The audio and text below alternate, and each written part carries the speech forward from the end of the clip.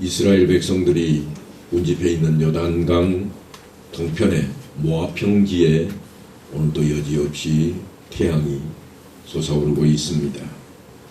여느 때처럼 오늘도 모세는 백성들 앞에서 말씀을 이어갈 것입니다.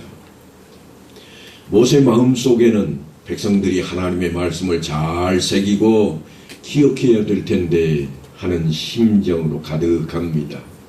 자나깨나 백성들 생각에 여념이 없습니다. 아마도 하나님의 마음을 닮은 탓일 것입니다. 이스라엘을 지키시는 자는 졸지도 아니하시고 주무시지도 아니하시리로다. 시편 기자가 왜 하나님을 이렇게 표현하고 있을까요? 왜 그렇게까지 하시는가 하면 그들을 지키시기 위해서입니다. 백성들을 지키시기 위해 하나님께서 그러하시다는 것입니다. 여호와께서 너의 출입을 지금부터 영원까지 지키시리로다. 그런 하나님의 마음이 주님 안에도 가득 채워져 있습니다. 그래서 주님께서는 볼지어다 내가 세상 끝날까지 너희와 항상 함께 있으리라 그렇게 약속하시고 축복하십니다. 모세는 비록 자신이 요단강을 건너서 약속의 땅에 들어갈 수는 없지만 그래도 동일한 그 마음을 품고 있습니다.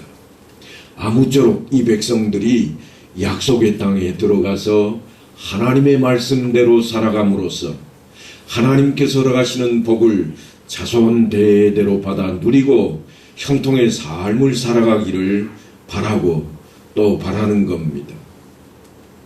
그런 마음으로 오늘도 전해야 할 말씀을 생각하면서 묵상에 잠겨 있습니다. 전에도 말씀을 드린 적이 있습니다만 묵상이라고 하는 단어는 히브리 말로 하가라 그랬습니다. 그런데 이 단어는 성경에 두 군데 나오는데 전혀 다른 표현으로 쓰여집니다. 오직 여호와의 율법을 즐거워하여 그의 율법을 취하로 묵상하는도다. 시편 기자는 묵상한다 그런 표현의 단어로 사용을 했습니다. 하지만 이사야 선지자는 젊은 사자가 자기의 먹이를 움키고 으르렁거릴 때라고 표현함으로써 동일한 단어인데 으르렁거린다는 의미로 사용을 했습니다. 사실은 똑같은 뜻을 가진 단어인데 사자가 먹이를 빼앗기지 않으려고 움켜쥐고 놓치지 않으려고 애쓰는 으르렁거리는 것처럼 묵상이라고 하는 것도 사실은 마음을 정신을 빼앗기지 않으려고 붙들고 있는 모습을 나타낸 것입니다. 지금 모세가 그런 심정입니다. 하나님, 내가 오늘 이 백성들에게 무슨 말씀을 전해야 할까요? 물론 저도 동일한 마음으로 여러분 앞에 서 있습니다. 우리 모두는 동일한 마음으로 오늘 이 예배를 그렇게 시작했습니다. 다 같이 묵상 기도하심으로 주일 낮 예배를 시작하겠습니다 하고 선포하는 순간 우리는 모두가 다 그 어린 사자가 자기 먹이를 움켜쥐고 놓치지 않으려고 애쓰는 것처럼 우리의 마음을 다른 데 뺏기지 않고 오직 하나님께만 예배 드리려고 하는 그 마음으로 이 시간 우리가 함께 자리했다고 하는 것입니다. 뿐만 아니라 시편 기자가 하나님의 율법을 주야로 묵상한다고 외친 것처럼 우리도 날마다 하나님의 말씀을 붙들어야만 할 것입니다. 모세가 그렇게 움켜쥐고 시작한 말씀인데 그 말씀을 보면 매 7년 끝에 면제하라 그럽니다. 묵상까지 해가면서 엄청난 이야기, 정말 뜻하지 않은 이야기를 할 것 같았는데 그런 이야기가 아니라 빚독촉에 대한 이야기를 하고 있습니다. 세상 이야기를 하고 있는 거지요. 아주 생활과 밀접한 이야기를 꺼내놓고 있습니다. 아니, 생활 속의 이야기입니다. 이웃에게 구워준 채주는 그것을 면제하고 그 이웃에게나 그 형제에게 독촉하지 말지니 이에는 하나님의 면제년이라 칭함이니라. 독촉하지 말라는 정도가 아닙니다. 아예 탕감해 주라는 말씀입니다.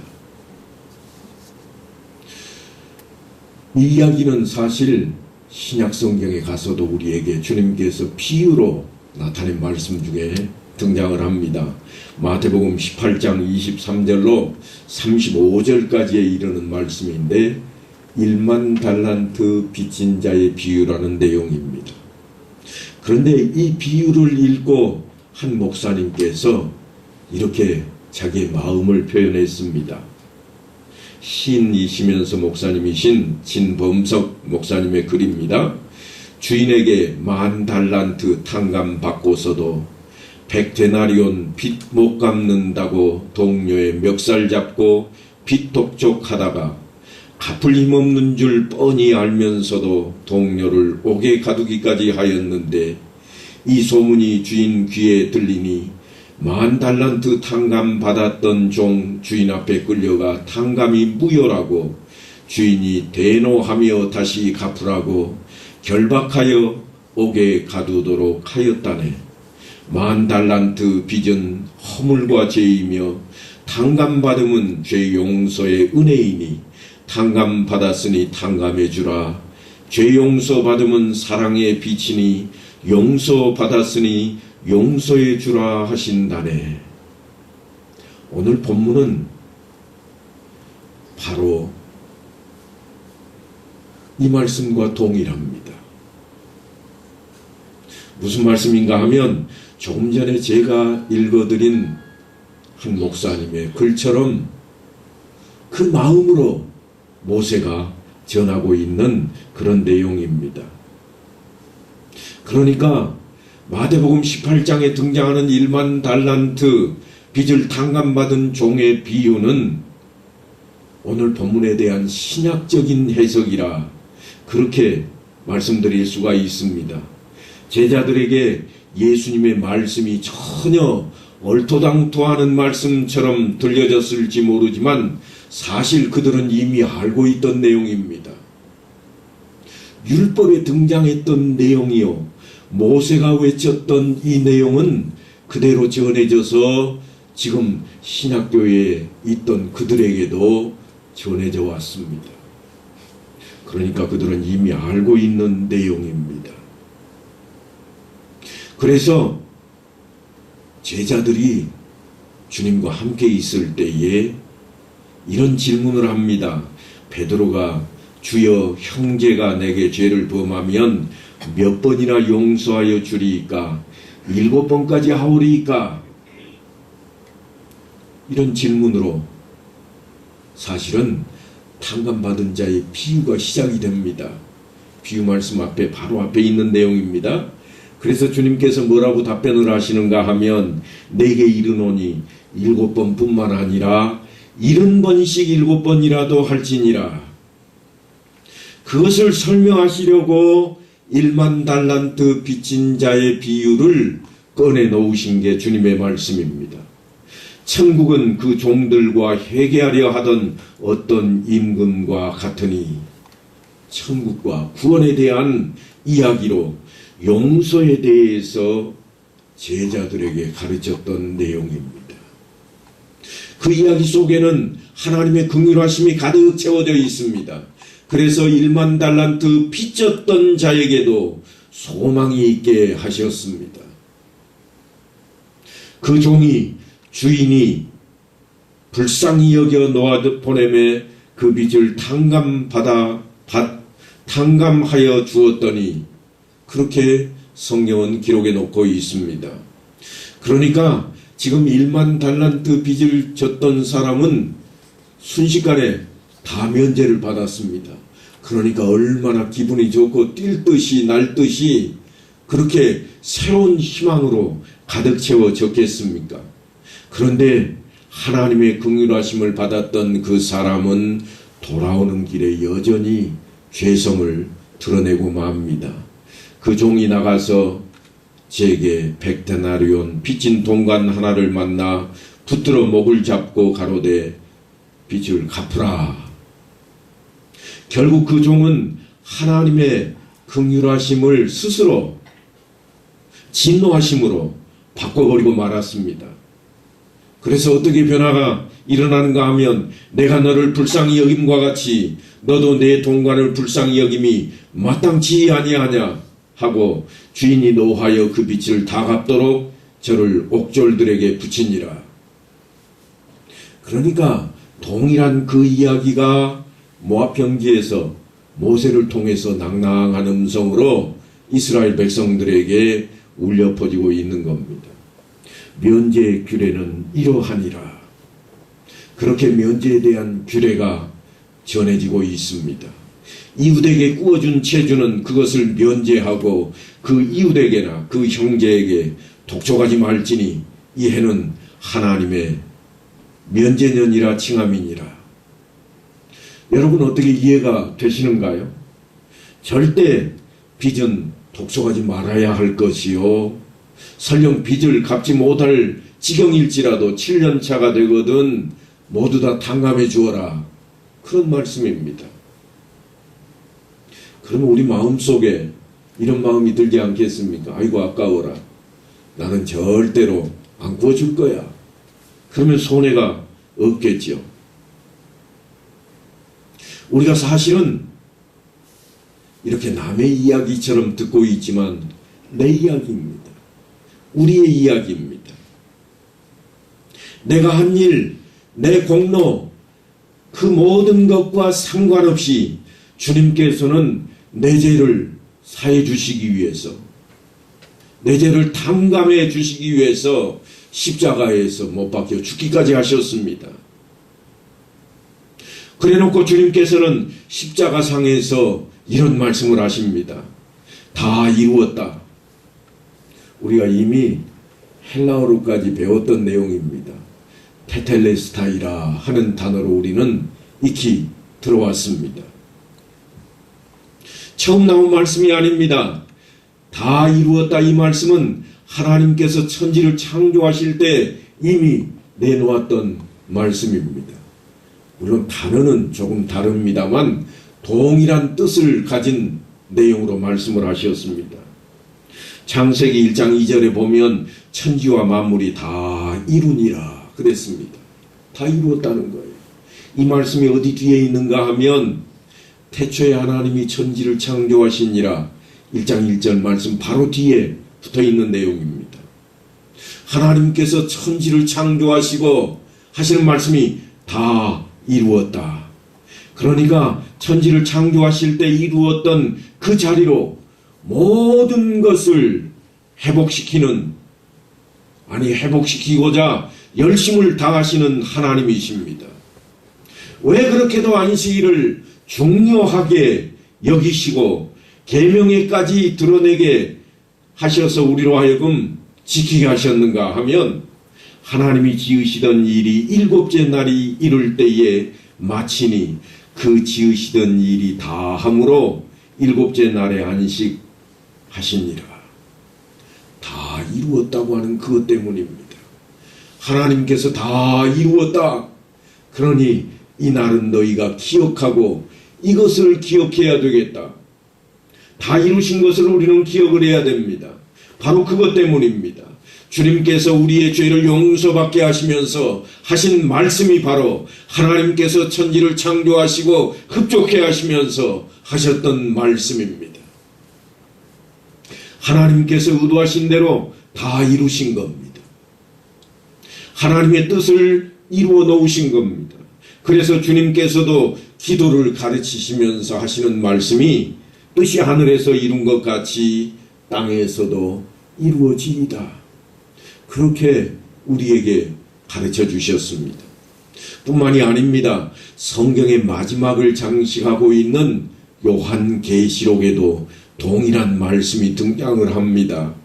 환상 중에 요한이 주님의 말씀을 듣습니다. 그런데 요한계시록 21장 6절에 어떻게 시작하는가 하면 다 이루었다. 나는 알파와 오메가요 처음과 나중이라. 내가 생명수 샘물로 목마른 자에게 값없이 주리니 이기는 자는 이것들을 유업으로 얻으리라. 나는 저의 하나님이 되고 그는 내 아들이 되리라. 다 이루었다. 무엇을 이루었다고 말씀하고 있는가? 그것은 생명수 샘물로 목마른 자에게 내가 줄 것이라. 이기는 자들은 누구를 막론하고 유업으로 그것을 얻게 될 것이요. 내가 저들의 하나님이 되고 저들은 내 아들이 되리라. 그것을 이루었다는 겁니다. 언제 이루게 되셨는가 하면 나는 알파와 오메가요 처음과 나중이라. 처음 시작할 때부터 내가 이루었고 끝날 때까지도 내가 이루겠노라. 그래서 알파와 오메가입니다. 마찬가지 말씀으로 창세기를 시작하자마자 드러내놓는 말씀이 뭔가 하면 다 이루었다 하는 것이었고, 계시록을 마감하면서 주님께서 요한을 통해서 들려주시는 말씀이 뭔가 하면 내가 다 이루었다, 하나님의 뜻대로 되었다고 하는 것입니다. 천지를 창조하실 때에 그 창조하신 목적, 그 뜻을 이루신 것처럼 이미 우리가 죄악 가운데 빠져 있을지라도 회복시켜서 다시금 그 자리로 우리를 끌어올리시고 이루어 놓으시겠다고 하시는 것이 하나님의 뜻이요 하나님의 마음입니다. 물론 거기에 사용되는 헬라어 단어는 조금 다르게 사용이 되어 있습니다. 왜냐하면 이 언어들은 시제가 있어서 진행하고 있는 단어 따로, 완료한 것 단어 따로 사용하기 때문에 다른 단어를 사용합니다. 기노마이라 하는 단어를 써서 테텔레스타이라고 하는 단어와 또한 다 이루었다고 창세기에 썼던 그 단어와 단어 자체는 다르지만 그 뜻은 동일하게 다 이루었다고 하는 것입니다. 다 이루었다. 우리말로 하자면 다 이룰 것이라. 단어상의 문맥의 차이는 있지만 그 뜻은 동일하다고 하는 것입니다. 그래서 이 다 이루었다고 하는 이 말씀이 주는 의미가 얼마나 크고 놀라운지 이해하게 된다면 우리들의 신앙은 틀림없이 진일보하게 될 것입니다. 차원이 다른 신앙이 될 것입니다. 하나님께서 천지를 창조하시면서 하나님이 그 지으신 모든 것을 보시니 보시기에 심히 좋았더라 하신 그 하나님이십니다. 그래서 천지와 만물이 다 이루니라 그렇게 말씀하셨고, 예수님께서는 우리를 위해 십자가를 짊어지시고 목숨을 내놓으시면서 하시는 말씀이 다 이루었다 그렇게 말씀하셨고, 끝내 계시록에 가서는 이제 처음과 나중으로까지 약속하시면서 다 이루었다. 너희에게 영원한 생명을 내가 주리라. 너희는 나의 자녀가 되고 나는 너희의 하나님이 되리라. 그렇게 약속하고 계획하신 모든 일을 이루었노라고 말씀하고 계신 겁니다. 이루었도다. 나는 알파와 오메가요 처음과 나중이라. 하나님께서는 인생과 천지를 창조하셨고 본래 뜻을 이루기까지 열심을 다 내셨습니다. 그래서 어떤 신학자는 하나님의 열심이 특심이라 그런 표현을 쓰기도 했습니다. 그렇다면 우리는 오늘날 무엇을 이루기 위해서 그렇게 열심을 내며 살아가고 있을까요? 무언가 이루기 위해서 너나 할 것 없이 정말 열심히 나아가고 있는데도 불구하고 만족함은 없어 보입니다. 돈을 모아도 끝이 없고 맛있는 음식을 먹어보아도 끝이 없습니다. 무엇을 입은들 이제는 그만해도 되겠다는 생각이 들지를 않습니다. 집도 사고 차도 바꿔보고 그렇게 세상에 있는 것들 이것저것 취해보지만 여전히 만족함이 없어 보입니다. 그래서 많은 사람들이 이 노래를 즐겨 부르기 시작합니다. 무슨 노래인가 하면 사람을 보며 세상을 볼 땐 만족감이 없었네. 나의 하나님 그분을 뵐 땐 나는 만족하였네. 세상을 살아보니 만족할 것이 없었다고 하는 겁니다. 아니, 만족할 수가 없습니다. 그런데 오직 한 길, 하나님, 그분을 뵐 때는 내가 만족하게 될 것이라고 하는 놀라운 내용의 찬양입니다. 그 찬양을 부르는 우리를 향해서 주님께서는 뭐라고 그러실까요? 털림없이 우리가 이치에 맞는 이야기를 노래하고 있는데 주님께서 이런 말씀을 하십니다. 나는 포도나무요 너희는 가지라. 저가 내 안에 내가 저 안에 있으면 이 사람은 과실을 많이 맺나니 나를 떠나서는 너희가 아무것도 할 수 없음이라. 여러분, 이 말씀이 이해가 되시나요? 주님께서 우리의 마음에 만족함을 주시지 않는다면 세상 욕심은 끝이 없을 겁니다. 조금 전에 불렀던 찬양처럼 하나님을 바라보지 않으면 만족할 수 없습니다. 끝이 없습니다. 이 정도 이루고 나면 그 다음 것이 더 큰 욕심이 우리의 마음속에 채워지기 때문입니다. 하나님께서 천지를 창조하시고 인생들에게 모든 것을 주셨지만 인생 안에 욕심이 들어오자 죄를 범하게 되었고 인생은 하나님께서 주신 것을 누리지를 못하게 되어버리고 말았습니다.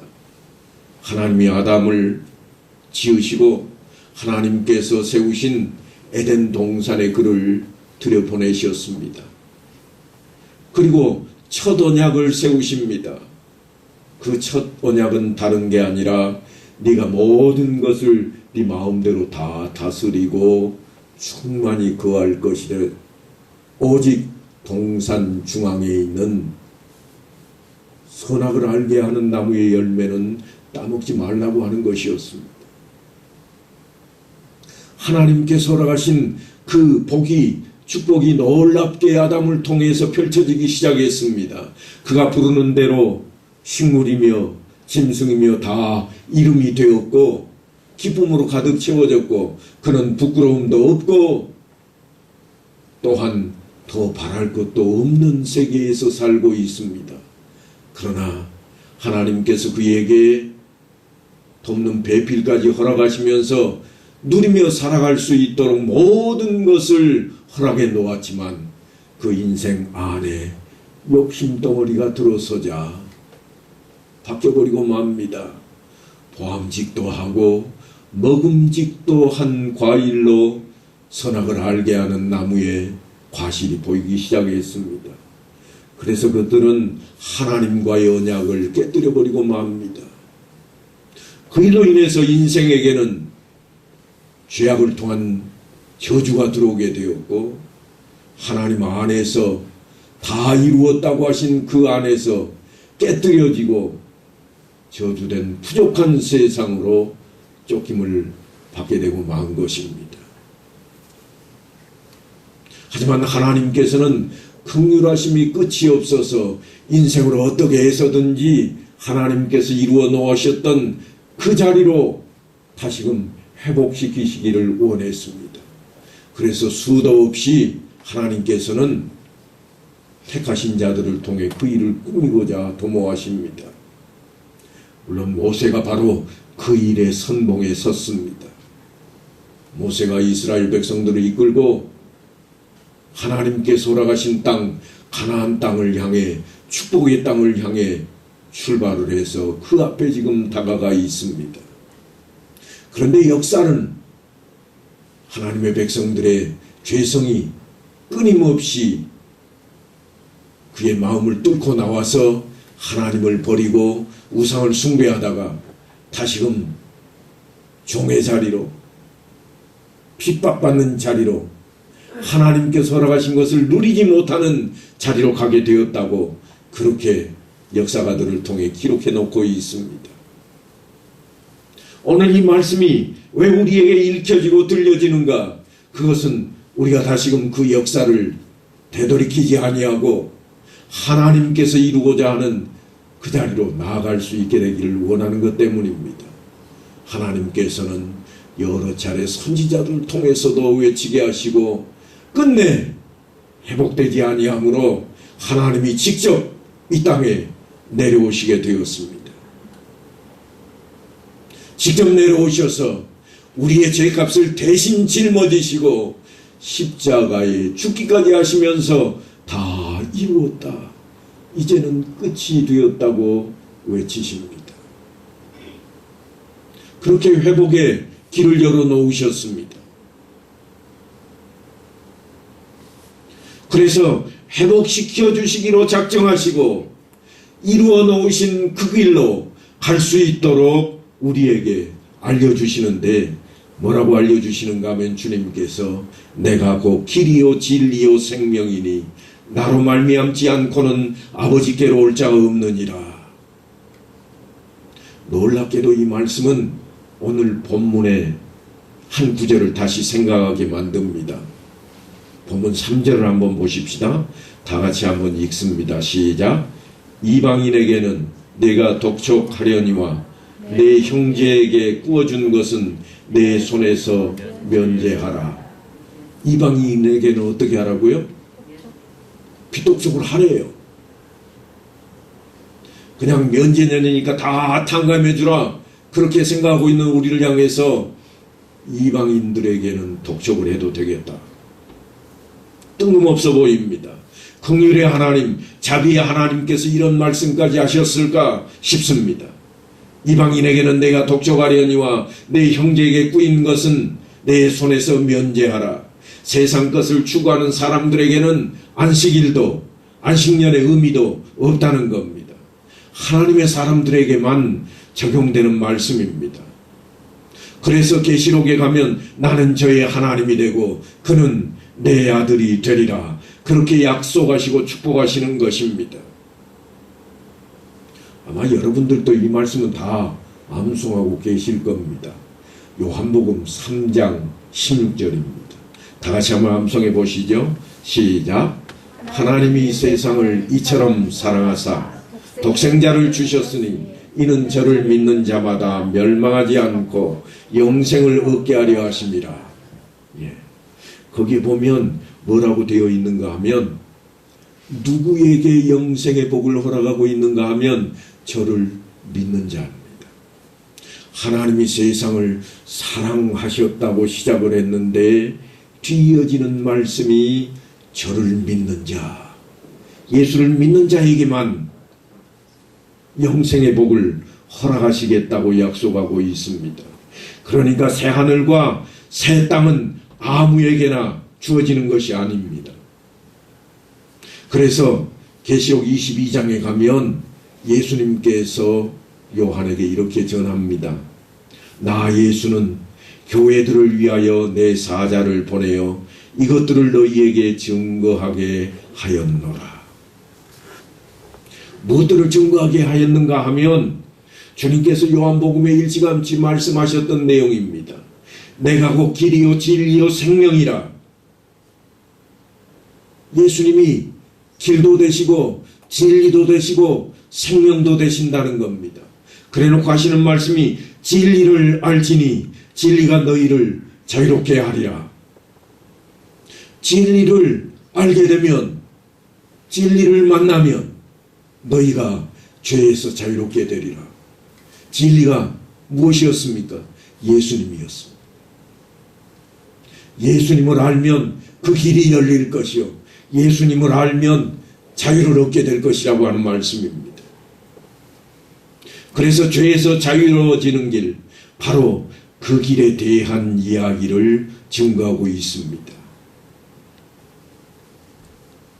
언제부터 시작된 이야기인가? 벌써 모세가 힘주어서 전하고 있는 내용입니다. 네가 만일 네 하나님 여호와의 말씀만 듣고 내가 오늘날 네게 명하는 그 명령을 다 지켜 행하면. 그런데 이 말씀 앞에 단서가 붙어 있습니다. 네가 만일 내 하나님 여호와의 말씀만 듣고, 다른 것까지 듣지 말라는 거예요. 지킬 때 내 생각에는 이쯤만 하면 돼, 그렇게 지키라는 얘기가 아니에요. 어떻게 지키라고 하고 있는가 하면 여호와 하나님의 말씀만 듣고 그 말씀을, 그 명령을 다 지켜 행하면, 그 이야기입니다. 우리가 생각하는 것이 아니라 하나님의 뜻을 듣고 지키면 그 축복이 어떻게 이어지는가 하면 내 하나님 여호와께서 내게 유업으로 주신 땅에서 내가 정령 복을 받으리니 너희 중에 가난한 자가 없으리라. 이 가난이라고 하는 단어는 물질에 대한 것만 해당되는 게 아닙니다. 모든 것이 다 해당이 되는 가난이라고 하는, 부족이라는 단어입니다. 그러니까 우리가 원하는 것을 넉넉하게 부여하시겠다는 하나님의 축복의 말씀입니다. 바로 그 약속이, 그 축복이 우리 앞에 있습니다. 하나님께서 분명히 저가 내 안에 내가 저 안에 있으면 그렇게 우리를 붙드셨습니다. 마치 포도나무에 가지가 붙어 있는 것처럼 우리가 그 안에 붙어 있기만 한다면, 떠나 있으면 결코 안 됩니다. 포도나무 가지의 비율을 보면 뭐라고 되어 있는가 하면 잘려나간 가지들은 모아다가 불에 태워버린다고 그러잖아요. 그러니까 반드시 붙어 있어야, 주를 만나야 그 안에 거해야 된다고 하는 것입니다. 그렇게 되면 어떻게 되는가 하면 나는 저의 하나님이 되고 그는 내 아들이 되리라. 그러니까 우리가 기도하자마자 아버지 하나님 하고 부르게 된 데에는 다른 게 있지 않습니다. 내가 주님 안에 있다고 하는 고백입니다. 주님께서 내 안에 있다고 하는 고백입니다. 우리가 예수 안에 있으므로 이미 우리에게는 영원한 생명, 영생이 축복으로 들어와 있고 하나님 나라가 우리 안에 거하게 된 것입니다. 바로 그 이야기를 모세가 지금 요단강을 건너기 전에 이스라엘 백성들을 모아놓고 그 백성들에게 매 7년 끝에 면제하라, 그 말씀을 하고 있습니다. 비톡 줘가지 마라. 그냥 탕감해 주어라. 여기 사는 이 땅에서 너희 것이 다가 아니라는 거예요. 무엇을 위해 살고 있는가? 하나님 나라, 하나님께서 이루신 그 나라를 위해 살고 있는 임시 거처일 뿐입니다. 그러니까 우리가 여기에서 욕심 부리지 말라고 하는 거예요. 그래서 이스라엘 백성들에게 하나님께서 땅을 허락하실 때에는 어떤 놀라운 역사를 펼쳐가시는가 하면 50년, 희년이 되면 아무리 팔렸던 땅도 원래 주어졌던 주인에게 다 돌려주게 만들어버립니다. 회복의 역사입니다. 그것이 하나님의 마음이요 하나님의 뜻입니다. 그래서 매 7년 끝에 면제하라, 그렇게 약속하고 축복하시면서